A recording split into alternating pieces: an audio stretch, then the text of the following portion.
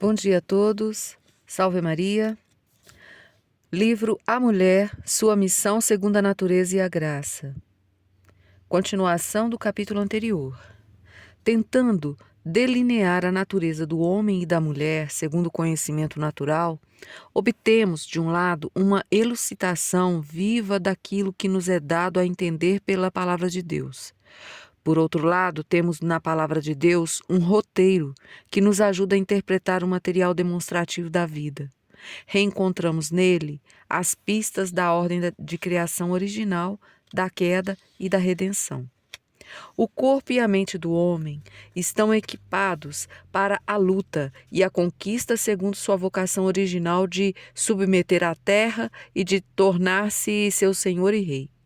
Nele atua o impulso de sujeitá-la pelo conhecimento e assim apropriar-se dela pelo espírito, mas de adquiri-la também como posse, com os prazeres que ela tem a oferecer, e finalmente de transformá-la em sua própria criação pela ação formadora.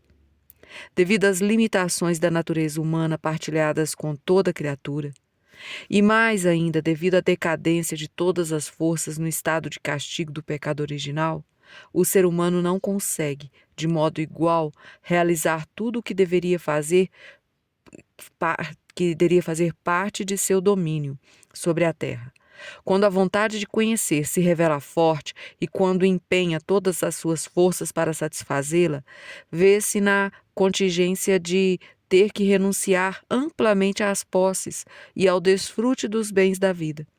Quando coloca a sua vida a serviço de posses e prazeres, aproxima-se menos do conhecimento puro, isto é, livre de interesses pessoais e da ação formadora. Quando se dedica totalmente à criação de um pequeno mundo pela ação formadora, como, por exemplo, agricultor, artista, governante, etc., acaba relegando a um segundo plano o conhecimento puro e a alegria dos bens da vida. Em cada um destes campos, por sua vez, o desempenho individual é tanto mais perfeito quanto mais limitada a área de ação.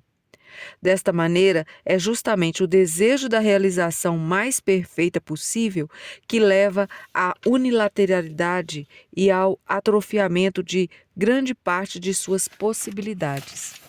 Em consequência da natureza corrompida, até mesmo o empenho unilateral se transforma facilmente em empenho degenerado.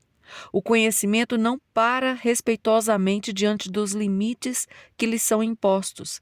Antes, tenta rompê-los à força. Ele frustra até o acesso ao que não lhe é vedado, em princípio porque se nega a aceitar as leis das coisas, tentando apoderar-se delas de uma maneira arbitrária ou deixando que desejos e anseios lhe turvem a clareza do seu olhar espiritual. Analogamente, impõe-se na região com bens materiais uma certa senhorilidade degenerada.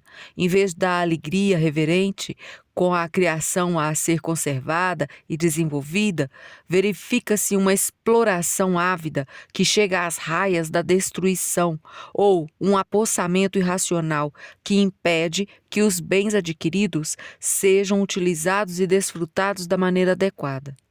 Assemelha-se com este procedimento à corrupção do agir formador que desfigura e destrói as criações da natureza, que engendra e produz caricaturas distorcidas. A degeneração da realeza em senhorilidade brutal manifesta-se também no relacionamento do homem com a mulher. Na ordem original, esta lhe fora configurada como companheira, como ajudante. Por isso recebeu também os mesmos dons, para que estivesse ao seu lado, no domínio sobre a terra, reconhecendo, desfrutando e dando forma. Mas em tudo isso é menor no seu ímpeto, o que faz com que ela corra menos perigo de perder-se numa determinada direção, permitindo o atrofiamento das outras.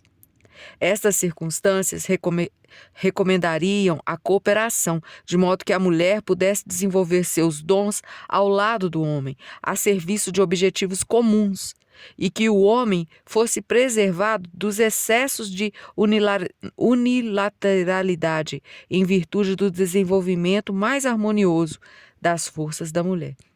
Mas, pela queda, a relação de companheirismo transformou-se em relação de domínio, muitas vezes exercido de modo brutal, onde já não se tem em mente os dons natural da mulher e seu desenvolvimento máximo.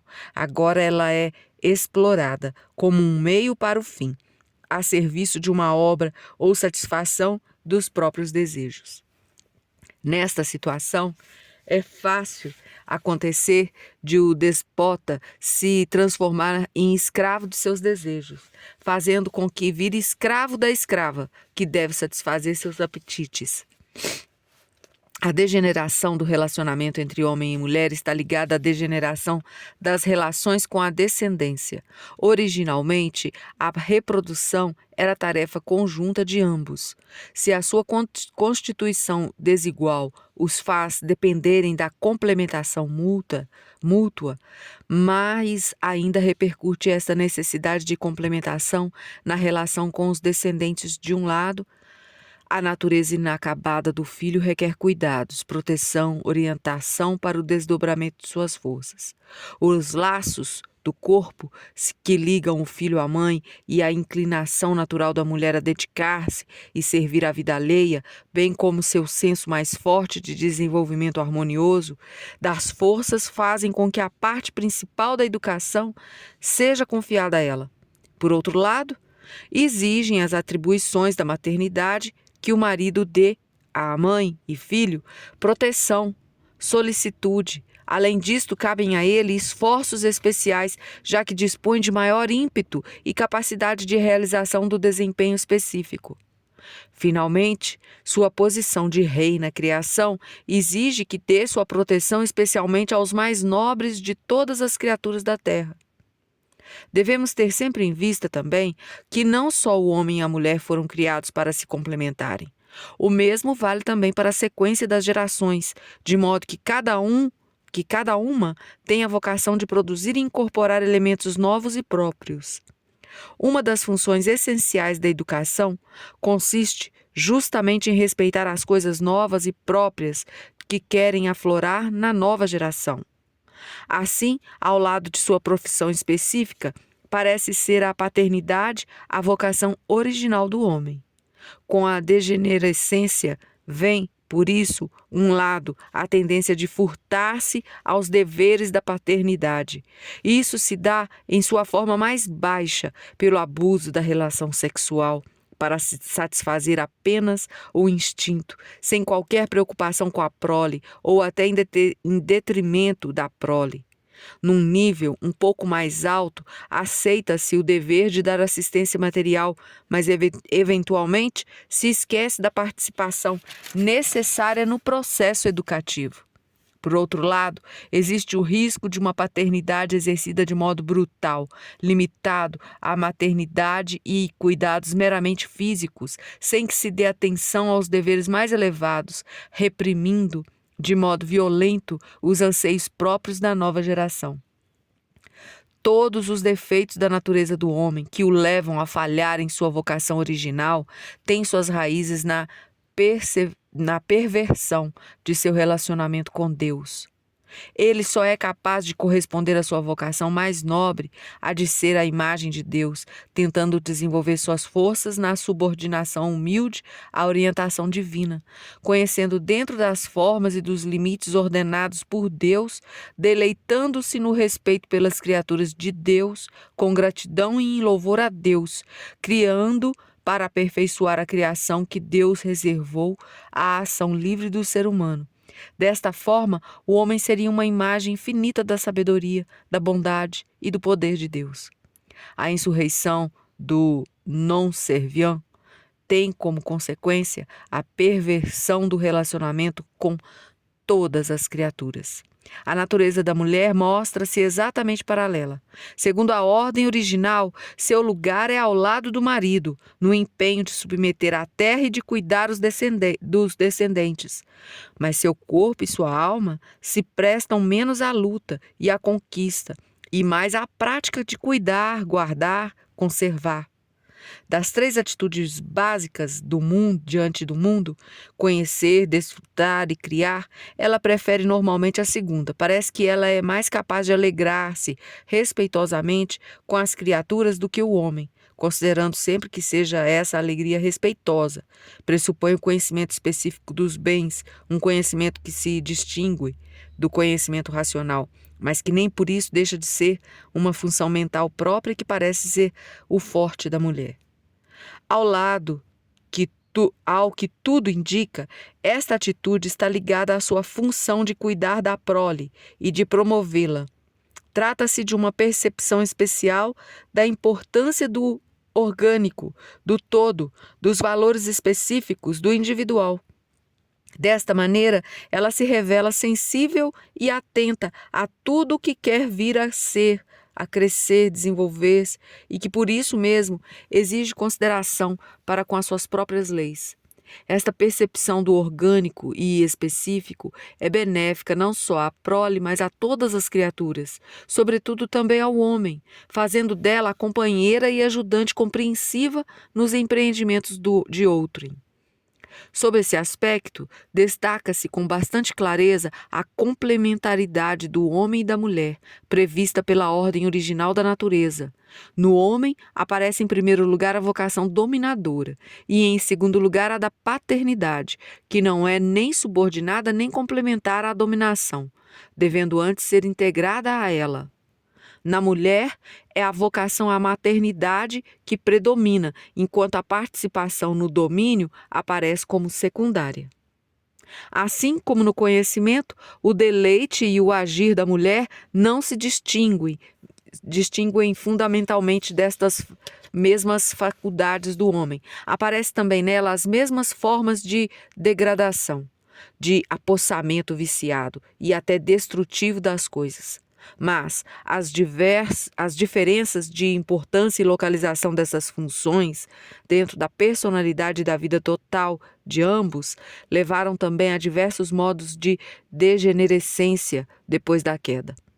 Já foi mencionado acima que a mulher, em virtude da sua constituição, se mostra mais protegida contra a unilateralidade e o atrofiamento de sua humanidade do que o homem. Por outro lado, trata-se de uma unilateralidade mais perigosa a que ela está exposta.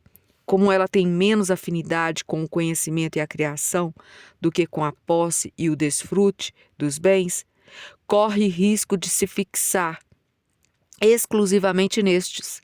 Se ainda por cima a alegria respeitosa diante das coisas degenerar em cobiça, teremos de um lado a acumulação avarenta e ciosa de coisas fúteis e do outro a decadência de uma vida tola e inativa, presa aos instintos.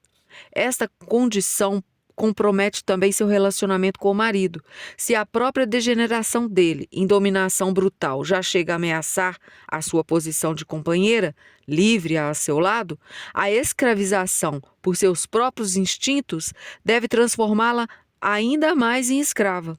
Por outro lado, a preocupação receosa com a conservação das posses pode vir também a ser sua atitude predominante em relação ao marido. Efeitos análogos podem aparecer também em relação aos filhos.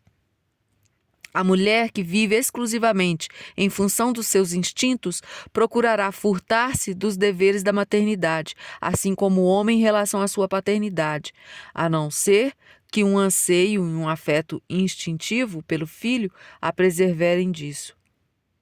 A mulher que, cheia de receios, vigia seus filhos como propriedade sua, tentará prendê-los a si de todas as maneiras, se possível até excluindo os direitos paternos, podando sua liberdade de desenvolvimento. Em vez de promover seu crescimento natural no serviço amoroso e respeitoso ao marido, aos filhos e a todas as criaturas para a maior glória de Deus e com isso para sua própria felicidade, ela passa a exercer uma influência inibidora e desgraçante. Novamente, a raiz do mal deve ser procurada na perversão do relacionamento com Deus. Como a mulher, no momento do pecado, se levantasse contra Deus e na sedução do marido, até acima dele, recebeu o castigo da subordinação sobre o mando do marido. Como o pecado ao qual ela o induziu fosse muito provavelmente um pecado de sensualidade, a mulher ficou mais exposta ao risco de degradação para uma vida puramente instintiva do que o homem. E sempre que isso acontece, ela volta a ser a sedutora, que leva ao mal, apesar de ter sido confiada justamente a ela a missão de combater o mal. Terminamos por hoje. A todos, salve Maria.